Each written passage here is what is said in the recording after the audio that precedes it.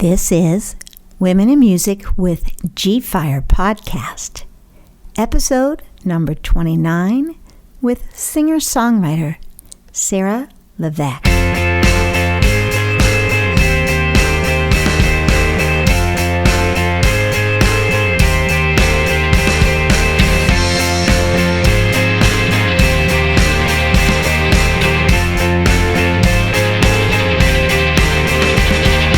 Let's get started. Here we go. Sarah Levecque is virtually in my studio. We were supposed to do this back in March in person, and that didn't happen because South by Southwest just didn't happen.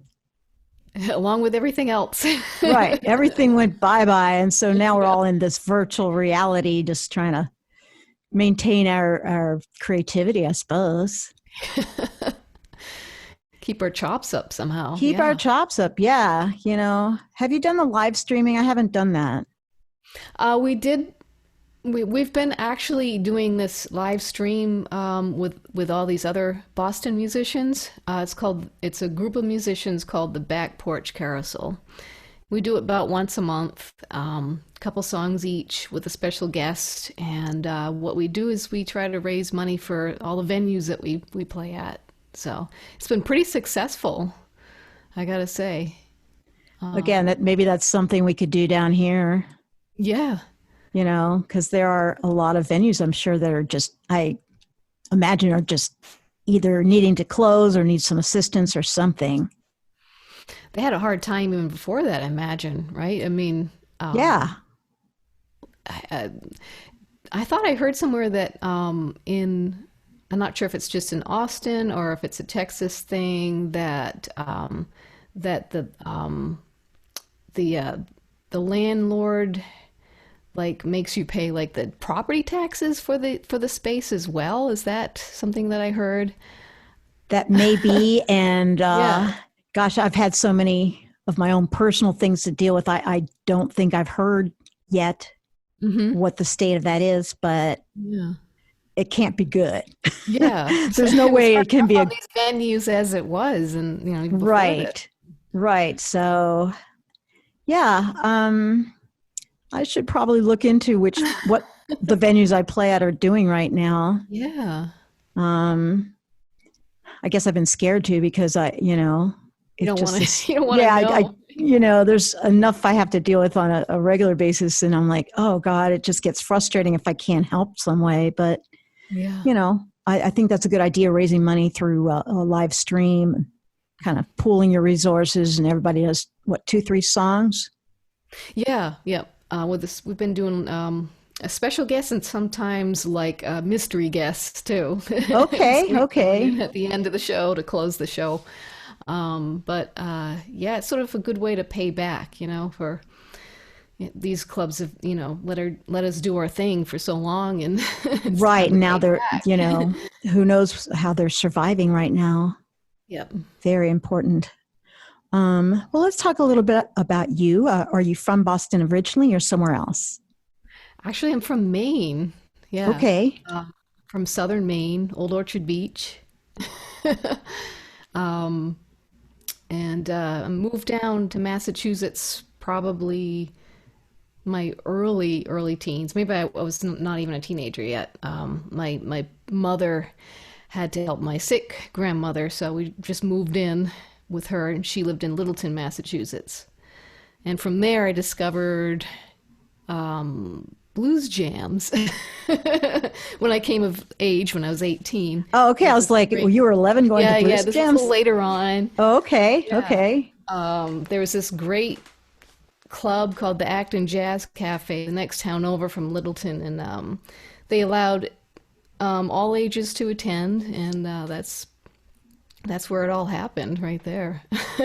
So you started singing on mic at the age of 18 at blues jams in Littleton? I actually didn't sing until much later. I had just learned how to play electric guitar. I probably learned like 2 blues licks, and I just did it. I went all in, and I did that for a couple of years, and they were like, why don't you sing? You're a girl. You should sing. So you started singing because yeah, sort of out of peer pressure. Yes. So It no was not vocal pretty. lessons or anything? No, it was not pretty, I gotta say. Might have cleared the room. But it was much later really where I really started to focus on singing. It was actually when it came along with like writing songs. So I'm like, I got to be able to sing these out. So I should try to, learn how to sing to go along with it. So And then did you take some singing lessons? I never have. No, I you probably just should. I'm sure I would benefit from it greatly. Um, or who knows, maybe it would just change the whole thing, would and not in a positive way. right. A lot of people are like, I'm fine with where I'm at. I don't want to alter Yeah. that in any form. So, Yeah, and I mean, obviously I teach singing, but there's more than one way to get to where you want to be. exactly. Yeah. Yeah. So just doing it a bunch and figuring out what your voice can do, a valid path. You find your unique voice and a way of singing that way, but I am concerned that I might hurt myself eventually. I've been on the edge a couple times, and just for that reason alone, maybe I should take a couple lessons, just to so I don't hurt myself. Well, let me know, but that's a side hustle. But let's see here. So you're originally from Maine, moved down to Boston area because your mom had to take care of your grandmom. Hmm. And are you an only child or do you have siblings? I have an older brother. He's a merchant marine. Okay. And Works out of San Pedro, California. So he's always shipping out. I hardly ever get to see him. He needs to be busy. He's the kind of guy that should not, be sitting around idle. So it's a great job for him. So that's awesome. So yeah, always deployed somewhere, yeah, he's always like on a slow boat to China or something. literally. Literally. And are your parents still together? Yeah, they are now. They spend a lot of time apart they need their space and then they come back together. They never married, so I Okay. think yeah, they're just free floaters. Just Are they you kind of know, hippies? definitely, yeah. Okay. So you got hippie parents. Yep, yep. So, actually, my dad, he's been living in outside of Las Vegas, Nevada, for years. He's been taking care of his brother who's got Parkinson's disease. Oh, wow. And my mother hurt herself this past February.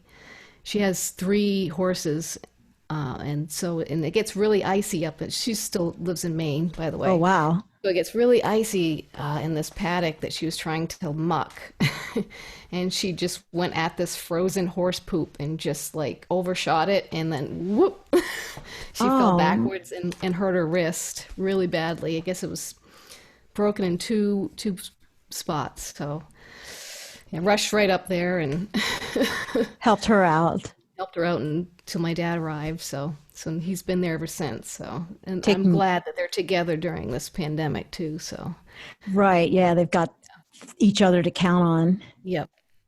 Well, that's a very So interesting relation. beware of frozen horse poop. Whatever you do, proceed with caution. Proceed with caution. I was going to get to cautionary tales later, but yeah, look out for frozen horse Who would have poo. thought? Yeah. Yeah. I think I've ridden a horse twice. I think once when I was 16 and once when I was 19. And I don't know. I'm not good at stuff like that. Yeah, yeah. I'm just not really that, I don't know. I have my wheelhouse and riding horses is not in my wheelhouse. So Yes. did it a couple times enough to feel like, nah, I'm good. Done that. Can cross that off the Cross list. that off the bucket list. It's So not fun falling off of a horse, too. yeah, yeah. That's So at least, I just had the sore butt situation after the yes. two times. Like, okay, I did it. So, Um, do you have any sort of career highlights you've come to at this stage? Um, I was, able to open for a couple notable acts. Actually, oh my gosh, I can't remember the lead singer of the Subdudes. Remember him? He's a Yeah. great songwriter. Yeah. Okay. Okay. And you Up opened for for him? him. Yep. And another fun show was um, Carolyn Wonderland from Austin. I got Okay. to Okay. You do a opened show for with her? her at the Bull Run some years back. That was a blast. And but yeah, I gotta say, I really enjoy making the trips down to Austin, and we try to do it every 2 years. Right, And right. And it was yeah, all good to go. You had it's your all plane good ticket. to go. We had a Yeah. great venue. We had a great lineup. We had everything in place. We were going to do this in studio so you could have sung live here in the studio. No. I know. I love that, and I'm like, I can't do that right now. I just can't. So I have to rely on everybody's recordings. Not till a vaccine. Yeah. I was on board with the masks and everything like from the Hmm. get-go. And I just, anyways, we'll get to that point eventually. And right now we just got to do our Zoom thing and keep Yeah. creative and keep putting cool stuff out, basically. And just like your CD that you sent me Hmm. called Moments of Silver, and anything behind the title. Yeah, it's sort of a reflective song. It's like you might be like really confused about the next move to make in life, but then you get at this moment of like clarity. So they like glimpses of clarity that come in, you know. That's sort of what it's about. And all the songs sort of are reminiscent of that theme. Yeah, yeah. Some delve into like depression here and there. I Oh, think do we you all have depression issues? Oh yes, who doesn't, right? Seriously, especially artists, right? If you Especially don't have it, like what? Really? But it is nice to have those moments of clarity once you've been through yeah, a low. exactly. Yeah. Yeah, it's like yeah, you just like looking for a sign of like, oh, what do I do next? And then you'll have, Absolutely. those moments that will just drift in every once in a while and like, oh yeah. Yeah, I should do this. This is a good way to Yeah. go. Yeah. Now, the song you wanted to talk about today is called "Circle Back Around," and it's Mm. the first cut on Moments of Silver. Although everything's a single now. I know. That's all. Yeah. A lot of people are like, a lot of my musician friends are like, "Are you crazy? You're gonna release an album? You should just do singles." But that was before the pandemic, and then the pandemic Right. happened right as I'm releasing this. I'm like, I should have listened to my friends. Maybe Well, just a single, every couple of months. But who's going to be buying CDs now? Because you mostly sell them. I know I mostly sell them at live at shows. shows. Yeah. Yeah, because people want a physical piece of the show to Yeah. bring back those cool memories and the music that they were enjoying live. And Exactly. yeah, I'm not selling any CDs from my studio. Yeah. But well, let's play the song for our listeners. That would be great.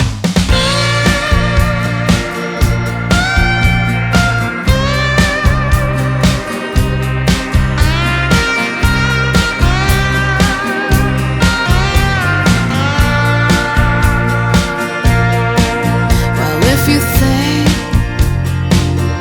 that you've lost the lines, ease your grip, let it fall behind. Please believe it's so temporary, a lapse in time. Whoa, don't backtrack now. If you miss something this time,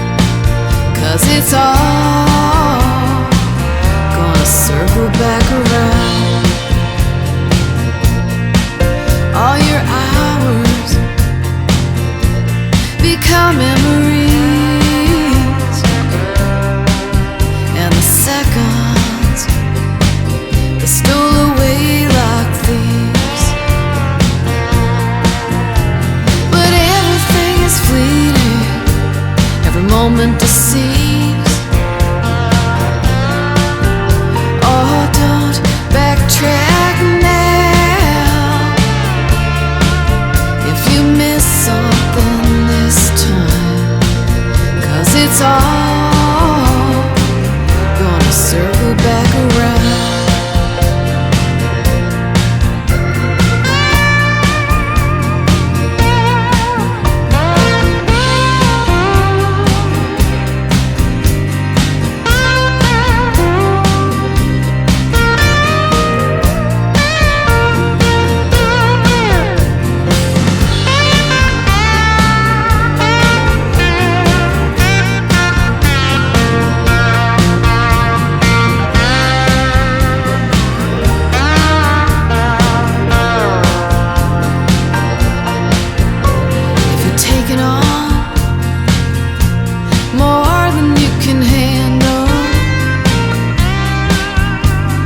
Taken by the weeds and the brambles, like the overgrown field, they devour and strangle. Oh, don't backtrack now. If you miss something this time, 'cause it's all circle back around. You lost your cool, you let your easy breeze go away through the clear, just like a streamlined flow. You still rashes on the highest ridge, it calls to you a while. Backtrack now. If you miss something this time, 'cause it's all gonna circle back around. 'Cause it's all gonna circle back around.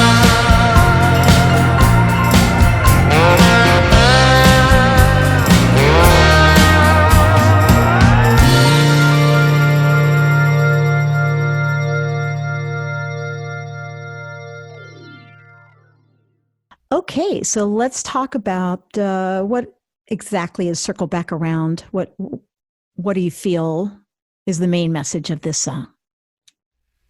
I gotta say, hope. Yeah. Like, no matter how bad things are in the moment, there's always a way through.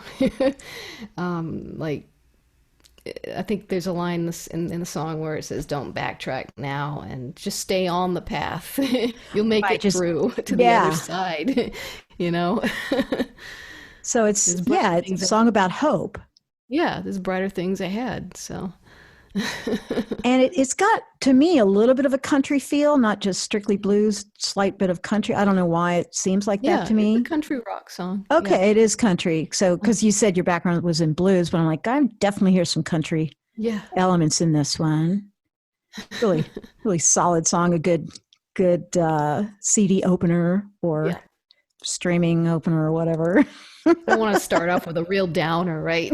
Yeah. You want to kind of, kick some butt in the first song, I always think. So, now you live with your partner, is that correct? That's correct. Mm-hmm. And he, does he co-write the songs or just play all the guitars? How's that work for y'all? So he plays all of the guitar parts, most of the guitar parts. I play some of the electric guitar parts as well, and acoustic. So he also played all the electric bass on the album as well. Great. Because my bass player that I play out with only plays upright bass, and some of the songs, it just didn't work on the upright bass feel. So thank God Peter's like multi-talented. He can just pick up anything and just figure it out. So he did the same thing with the bass, and a lot of these tracks he laid down worked just right. In fact, we did have some other like real electric bass players try some of these songs, but I don't think their approach was quite right too. So we ended up going with Peter's electric bass tracks. So It happens that way sometimes. You think Yeah. something's going to work, and then you're like, I don't know. I'm not Yeah. quite sure that that's exactly what I was looking for. Yeah. Yeah. So he nailed it. Sounds good to me. Yeah. The more you can do in house, just and I mean, are you guys like, what are you guys doing to practice like during the quarantine? What's your routine? What have you changed up to do? Well, actually, it's more of a lack of routine. We usually like before those streams that we do with the back porch carousel, we Right. figure out which songs we're going to do, and then we'll just kind of run them and focus on those the week before. And every once in a while, like I'll like print out the words to a cover song that I've always wanted to learn, and just let's try this. I've always wanted to learn this song, so and it's a great time to just catch up on everything. So.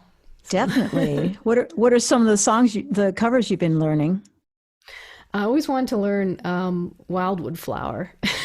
That is not the easiest thing to play on the guitar. Or sing either. Or sing. It's a challenge. I mean, I've worked on Wildwood Flower. I'm not nearly to the point I need to be to perform it. Yeah, it's tricky. That I don't know. They call it like a scratch or something that she does. Yeah, Maybelle Carter just she works that thing. Yeah. Yeah. So with alternate bass and it's almost like a scratch, they call it. Yeah, I think they even call it Carter style or something. Yeah. Yeah.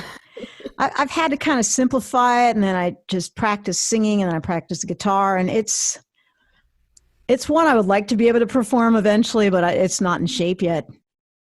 Yeah, I can't say that it's in that shape. Yours is ready either. Well, it's I figured that's a long-term goal kind of song. Yeah, exactly. Because they didn't have to do it together. Sarah was singing and Maybelle was playing. Mm-hmm. But you and we got to do the same that at once, and you're like, oh my gosh, this is hard. It is. It's good to have a challenge. And another song was Mississippi John Hurt's. Oh my gosh. Now I can't remember the name of the song. That's good. Well, Mississippi John Hurt, that just says a lot right in that name. It's going to be down Driver Blues. Yeah. That's the one. Yeah. Yeah. So, those are bucket great list songs. Yeah. Wow, that sounds fun. Mm-hmm. I have not learned any Mississippi John Hurt. I should put that on my wish list. Let's see. Do you have any cautionary tales other than avoid frozen horseshit? Yeah. Well, that's the biggest one right there. Okay. But maybe some others that you want to pass some wisdom around, just because, we've been doing this a while, and I figure we can give cautionary tales or, just whatever tale you'd like to tell here. I guess just check your ego, and don't do it for the fame. The music. Gosh. Yeah, that can get in a lot of trouble. Yeah, I think there's such a small percentage of us that achieve any form of fame. And yet, I think people that I interview are just as talented as your Lady Gagas and Taylor Swifts and all the people that are getting all and Beyonce. Mm-hmm. That's one of the reasons I want to do the podcast is here's some mid-level singer-songwriters that are just as talented as everybody you've been listening to. Mm-hmm. So mm-hmm. I kind of wanted to focus on the indie women artists. Mm-hmm. And I just remember early on, everyone goes through that phase, I'm going to be, the next this or the next that. And boy, you got to check that. And I know people they still have that mindset, and they're in their 40s, and I just feel so bad for people like that. It's they're just suffering. Yeah, there's no reason to suffer. Yeah, just enjoy the art. Yeah, exactly. I think art for art's sake. And then, everybody's got at least our fan base that just thinks we're wonderful, Mm-hmm. you know? Yeah, you just gotta just do it, in some form, at some Right. capacity. So yeah, just because Just the because world needs music, it does. It really especially does. So let us see here. Do you have, well, you've got your website, which is saralevecque.com. now. Are you up on Facebook, Instagram, Twitter, anything like that? Are you real active on any of those? Facebook and Instagram. I think I signed up for Twitter like 10 years ago, but I just let it I just let it go. Tweet away. Abandoned it completely. Like this is not for me. Right. So you keep up with the Yeah. Facebook and the Instagram mostly. Yeah. And I'm sure if they Googled Sarah Levecque, Hmm. also, I guess your website probably points to your Facebook and Instagram. Yeah, I have a link on, Okay. on On the website. So that's probably a good the place to, homepage. Yeah. to get a hold of all things Sarah Levecque. Hmm. Have you ever put any vinyl out or anything? I I don't know about you, but like I want to put out vinyl, but it's really expensive. Yeah, I thought about it too. In fact, I think that's what the kids are buying more than, of course, CDs. If they're gonna CDs. buy anything, they're most likely going to just stream. But if they are going to buy anything, it's probably going to be vinyl. Yeah, I thought about doing a small batch, Yeah. but it's like I don't want to be shipping albums right That's now, the thing, right? because it costs a lot more to ship an album than it does a vinyl than it does CD. CD just stick in a lightweight package and boom, they've got it. Exactly, yeah. So might just wait until we know for sure live shows will be a thing again. So Right. And that way we can, have a place to sell vinyl if we decide to do a small run, or yeah. CDs if we decide to do a small run of those. Well, I like that whole back porch idea. How many artists do you have normally on one of your monthly streaming events? So there's three other artists that are part of the group, and then we'll have one special guest and sometimes that mystery guest to close out the show. So four total, and then a host, an MC. He's actually one of my drummers. He's my alternate drummer. He's the MC. He does a fantastic job. He's hilarious. Wow. So okay, so it's you and then two other acts that are regular, and then you have one. Three other acts. Yeah. Okay, so there's four regulars, and then at the end there's a special guest. Yep. And in the middle we'll have in the middle we'll have like two rounds. In the middle there'll be the special guest, and then to close it sometimes we'll have the mystery guest. But I think the next one we're gonna probably go without the mystery guest and just do an extra round or something. And how long is the whole show? Like an hour? About an hour. Sometimes it goes over 10 minutes or so. But yeah, it's been I fun. like that. Yeah, I like that idea. I might look into implementing something like that. Yeah, I yeah. mean, I just think that would be a way to give back to the clubs here that are suffering. Mm-hmm. Um, Sure they would appreciate it. Yep. yeah. Like what is your day job? Do you have steady income coming in right now? So thank God Peter has steady income. He's a Okay. psychotherapist. So he does telehealth sessions. Gotcha. So we're able to survive because of that. I actually got laid off of my day job right before the pandemic, and then I started one day it was a retail job, Uh-huh. and then in hopes to get more hours, but then that was toast like 3 weeks into it. So I'm just collecting unemployment right now. But what I did do is nothing exciting. I was a file clerk, so I just filed medical records. Then the practice dissolved, and so did my job, which it's not it's not really a bad thing after all. So Right. I'm sure you don't miss filing medical records. my Yeah. hands don't miss it. Yeah. So, yeah, well, you're fortunate you got the unemployment coming. That's good. No, yeah. And then Peter's got his business, and one day we'll get shows again. Who knows? Yeah, there's some of the venues have outdoor patio areas, and they're starting to have like solos and duos. So we might get a show here and there Right. this summer, but still a little nervous, I gotta say. Yeah. Yeah, I'm gonna wait. Yeah. I need to feel really, really strongly that I could recover from something if I got exposed. Yeah. It's not worth the risk, especially, of course, in Texas, Yeah.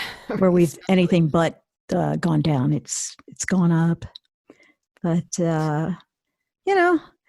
keeping the podcast going, releasing some singles that I've had in the can, stuff like that, and I kind of was fortunate that I had already done some online singing and piano and guitar lessons, so I was actually set up for my job to move to this phase. Yeah, very fortunate. Yeah, get a head start. Right. Yeah, I had a head start on people that had never given lessons online, so I kind of lucked out on that one. Well, maybe I can take some vocal lessons from you. You could totally take vocal lessons from me. I've been doing it over 20 years, so I'm good at it. And I would make sure that you didn't ruin what is unique about your style. I wouldn't want you to change into an opera singer or something other than what you want to be. So that I can assure you of. But do you have any other fun stories, any sort of road stories, any little quirky story you want to add to this? Wow, road stories. I mean, about the furthest I've played from home would be Austin, Texas. Right, but, right. It never really toured much. We sort of had our venues that we didn't. We had a rotation of venues that we played at for years. Had a great residency at this place called the Plow and Stars in Cambridge, which I think people like Bob Dylan have played there. I think you must know of Ray Bonneville. I love Ray Bonneville. I've discovered him in Austin. He's played there. He had a residency way back when. I think he lived in Boston for a while. It's just a great venue. It just turned 51 years old. And we had an ongoing residency there for maybe about 6 years, I think. Nice. Yeah. And it was just really getting going. And that was our last show that we played there, March 1st. And it was really, really getting going. It was turning into a great thing for us. And then this happened. We're going to have possibly our CD release there. And Everything's changed. I know. Well, I certainly hope that somehow you can sell some CDs doing your monthly streaming shows. Mm-hmm. Yeah, I sold and I'll got right out of the gate, but then it and so off for a little while. hopefully, if people check this out, maybe somebody will order one from you online and at your website, saralevecque.com. And I'm glad we got to do it, even though it's not here in the studio, but we're still next time. Maybe next time you come here, we do it live, unique performance. But for now, we'll listen to the CD, Moments of Silver by Sarah Levecque. Thanks so much.